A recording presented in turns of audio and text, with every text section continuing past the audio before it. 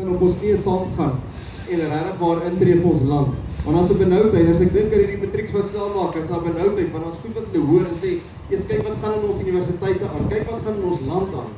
Dan wil ek vandag vir jou sê, weet jy wat, die Here ons op God wil vir ons die pad wys. Hy wil vir ons wys, wat is die pad wat ons moet stap. Die Here wil hê dat dit met ons moet goed gaan. En dan kan ons nie op 'n middag soos vanmiddag waar dit daar so opgewondenheid en daar so benoudheid en party ons harte oor 'n game wat gespeel moet word, wil ek ook sê, kan ons nie die Here uitlos uit hierdie hele saak nie. Ons kan nie God uitlos omdat ons besluit nee, vandag is nou ietsie anders wat ons doen nie.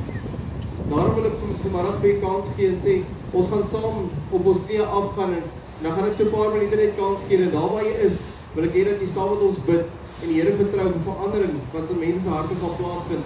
Verandering wat sal gebeur op kampusse reg oor in die land.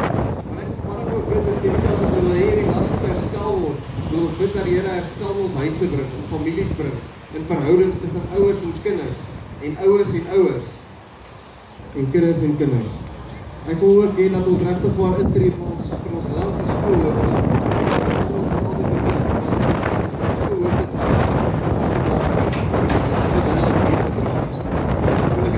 vir vra om saam nou ook in te tree vir skoolhoofde en dat ons hulle in die Here opdra en die Here sal wysheid en insig gee om hierdie taak wat hulle ontvang het ook te doen na die beste van hulle vermoë, maar nie sonder God se leiding nie.